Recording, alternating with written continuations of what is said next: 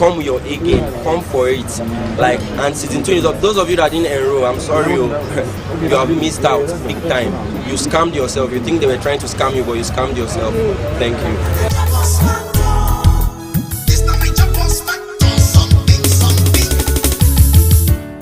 So, what's FM 95.5? Abuja, carry this one. Say if you sabi sing, you sabi rap. You dey cook, you sabi cook. You dey chop, you sabi chop. Any kind talent, any which one? All of them. You enter for the Naija Boss Factor idea. You be fashion designer. You dey do storytelling. I mean, spoken words. Your own technology. You dey do things.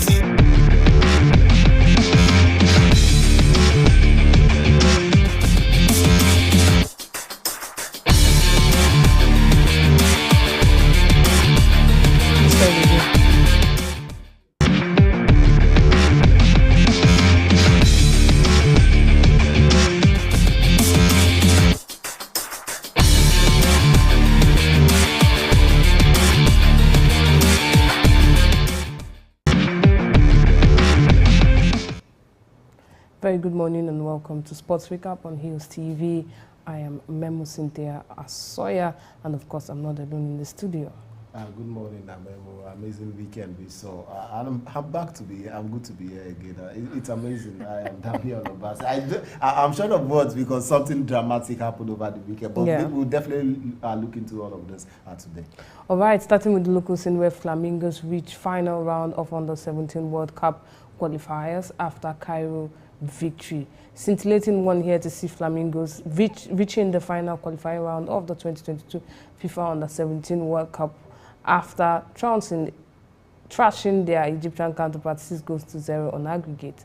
The Flamingos, who defeated the Egyptian teenagers 4-0 last week on Sunday in Abuja, consolidated their victory with 2-0 in Cairo on Sunday night. I think the young ladies are actually making a mark for themselves. It's amazing seeing them, but most especially for Coach Olowokere leading these ladies. Amazing one. The way they keep going, the way they keep trashing the opponent with huge margin is just something to always be amazed with. But it's a good one. I hope to see them in India, and of course, let's just see how things unfold. We just have to say, will you believe that anything a man can do, woman can do better? It's already there. All right, still talking about the women, we saw the Super Falcons. The Super Falcons will face rivals South Africa, Burundi, and Botswana in Group C of the 2022 Women's African Cup of Nations in Morocco.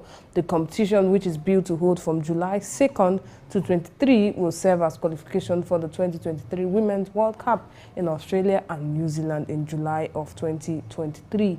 The African champions will be defeating the title they won back in 2018 in Ghana, where they defeated the Banyana 4-3 on penalties after regulation time have ended goalless.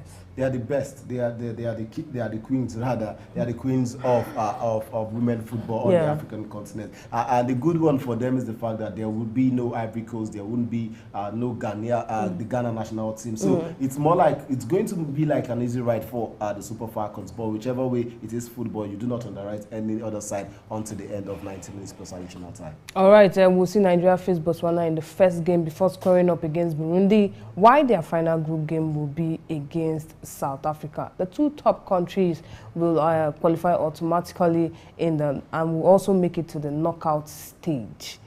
That's a nice one. Still, let's give you the full group draws, where we see Group A, we have Morocco, Burkina Faso, Senegal, and Uganda.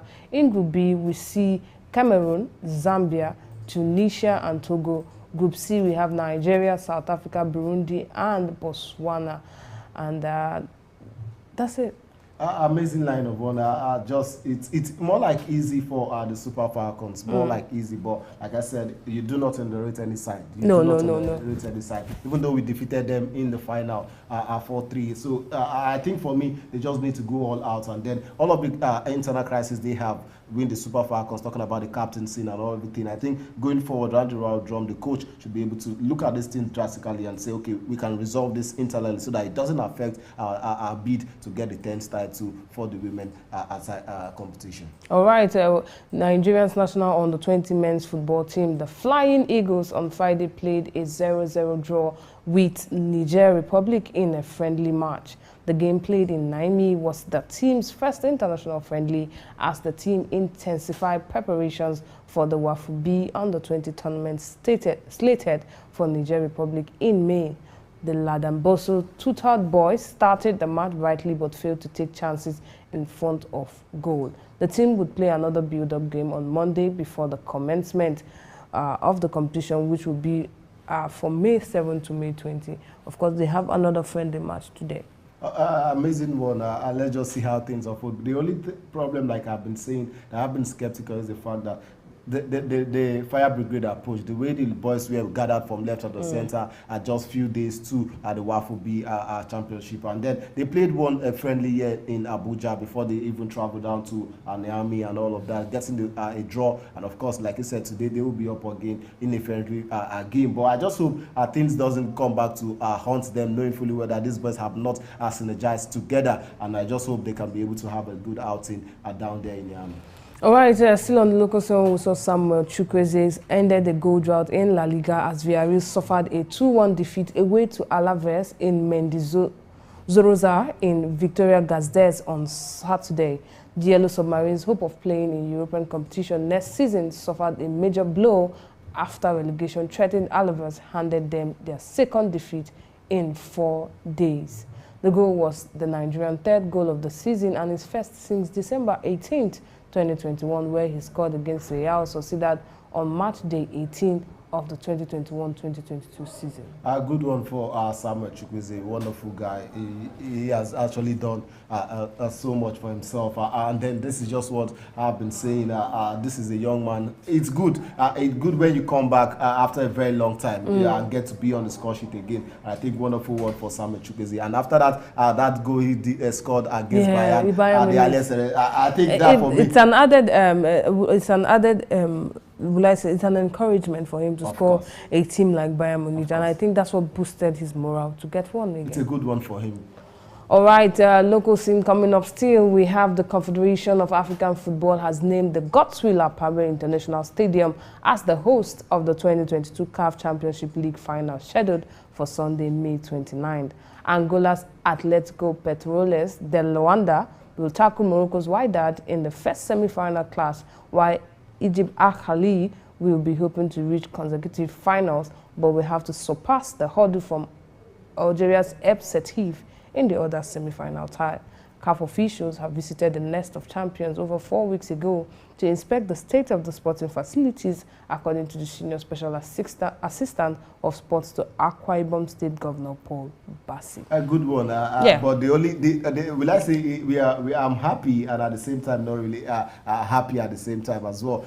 Happy in the sense that we're bringing the best, one of the biggest showpiece on the African continent down to Nigeria, and the other side is the fact that there is no Nigerian team, the Nigerian professional football team. Nobody from there has been part of this year's CAF Champions League. A sad one for me, but whichever way, let's just take solace in the fact that the final is coming to Nigeria. Well, you won't just blame Nigeria not being there. You see other like the Champions League final being played in another stadium, okay, but then they are not there. You know, but you know, and they are not there. But there is going to be played in Parc des Princes. I mean, in France, but might not a stadium. So it happens, yeah. But that's like also opening up Nigeria when it comes to tourism. Yes, that's why I'm saying I'm very, very happy. You have Egyptians coming in and also the other country coming in. Whichever one, but the good thing is we are having that happening in our own soil. All right, let's take a delve to the international scene where we see Katie Taylor edged Amanda Serrano on points with a split decision victory in an instant classic at Madison Square Garden in New York. The Irishwoman retained her undisputed lightweight title in a fight brimmed with action, heart, and excellent. That's the UFC, right? Yes, yes. Skip Taylor has been doing well for me. I said the women are doing well. Not just Taylor. Okay. I think today is supposed to be a men crush Monday, but no. But let's give it to the ladies. Let's give it to the women. Let them bask in this euphoria. Probably on Wednesday, which is supposed to be the women crush. Probably I see the men. That's if you win something on sports. No worries. We'll see the Champions League come back. All right. Tennis also. We have this one in tennis where we see former Wimbledon champion Boris Becker has been jailed for 2.5 years for hiding £2.5 million worth of assets and loans to avoid paying debts. The 54-year-old six-time Grand Slam champion was found guilty of 4 charges under the Insolvency Act. The case centered on Becker's bankruptcy in June 2017, resulting from an unpaid loan of more than €3 million on his luxury estate in Mallorca, Spain. Judge Deborah Taylor said he had shown no remorse or acceptance of guilt. Becker was legally obliged to disclose all of his assets so that his trustee could distribute available funds to his creditors, to whom he owed nearly £50 million when he was declared bankrupt. Sad one there. Dishonesty, that's just, and he should face the full wrath of the law. Okay, facing the full wrath of the law might be hard, but whatever you evade, it will always come back to you. That's what I see. All right, let's quickly take this one in basketball, where Memphis Grizzlies fight back to beat Minnesota Timberwolves and will win playoff series. Of course, a good one for them. I'm looking forward to the NBA semifinals. And of course, like I said, Milwaukee Bucks is all for me.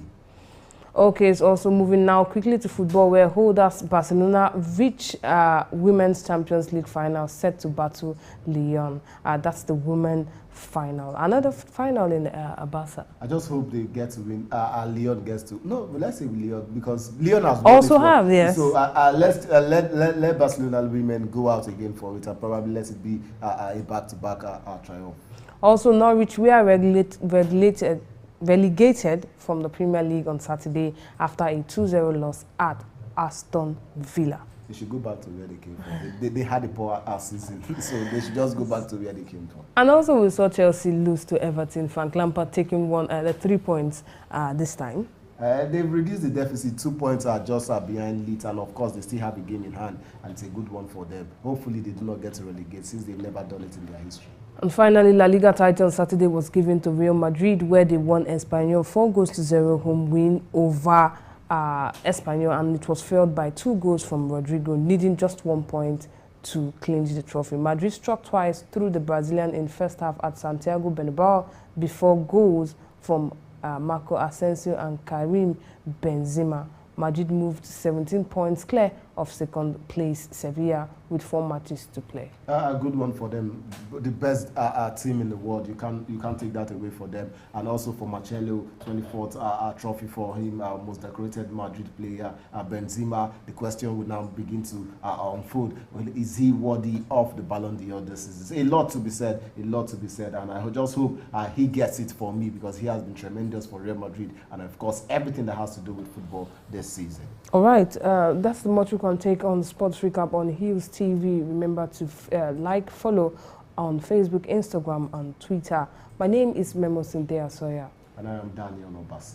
Thank you for watching.